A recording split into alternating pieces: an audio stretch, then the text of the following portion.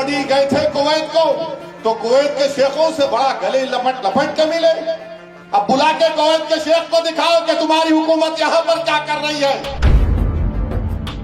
काशी की जो मस्जिद है उसका जुनूबी हिस्से हुकूम खो चुके हैं। मस्जिद में नमाज नहीं हो रही है, कुछ और चीज हो रही है। काशी में जो वजू खाना है उसको बंद कर दिया गया है। मथुरा की ईदगाहों पर ललचावी नजरें लगा कर बैठे हैं। संभल की मस्जिद का हिस्सा आपके सामने है।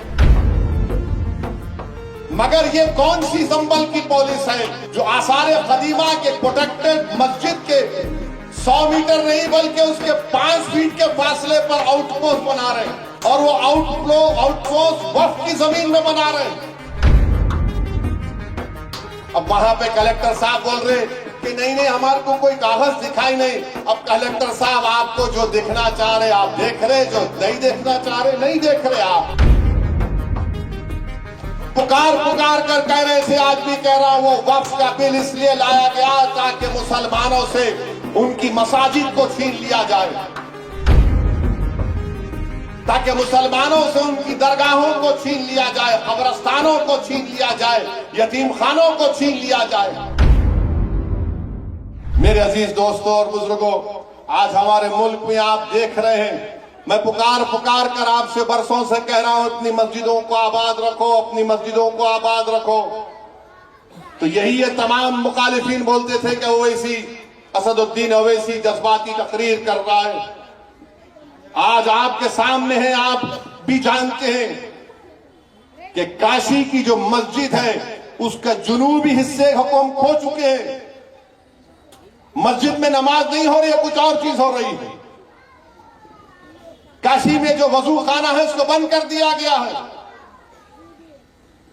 मथुरा की ईदगाहों पर ललचावी नजरें लगा कर बैठे हैं। संभल की मस्जिद का हिस्सा आपके सामने है।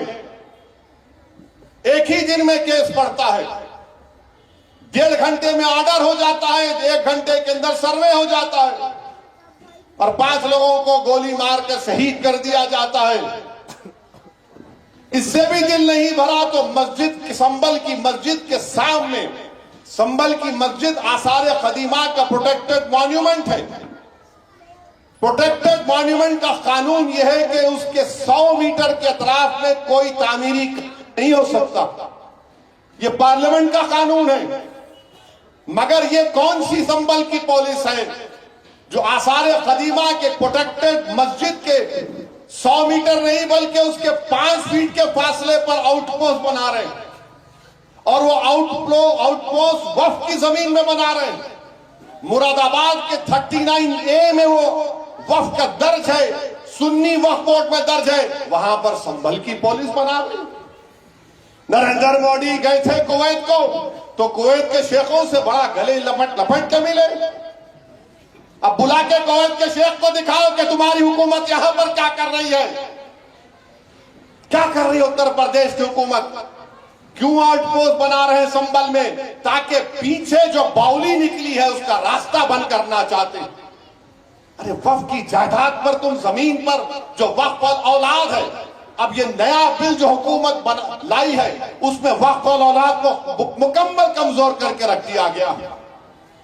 पुकार कर कह रहे थे, आज भी कह रहा हूं, वो वक्फ का बिल इसलिए लाया गया ताकि मुसलमानों से उनकी मसाजिद को छीन लिया जाए, ताकि मुसलमानों से उनकी दरगाहों को छीन लिया जाए, कब्रस्तानों को छीन लिया जाए, यतीम खानों को छीन लिया जाए।